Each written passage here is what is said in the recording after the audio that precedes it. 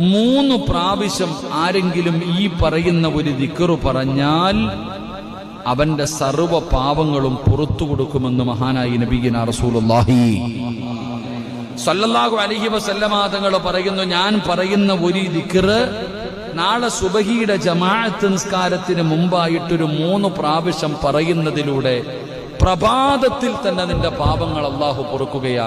നാളെ സുബഹിക്ക് മുമ്പായിട്ട് തന്നെ നമ്മുടെ പാപങ്ങൾ നമുക്ക് കഴുകി ശുദ്ധമാക്കാൻ കഴിയും. അല്ലാഹു ഭാഗ്യം തരുമാറാകട്ടെ, അല്ലാഹു ഭാഗ്യം തരുമാറാകട്ടെ. ഇൻഷാ അല്ലാഹ് ചെയ്തൂടെ? അസ്തഗ്ഫിറുല്ലാഹല്ലദീ ലാ ഇലാഹ ഇല്ലാ ഹുവൽ ഹയ്യുൽ ഖയ്യൂം വഅതൂബു ഇലൈഹി.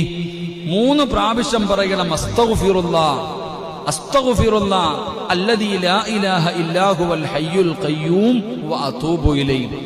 അസ്തഗ്ഫിറുല്ലാഹ് الذي لا إله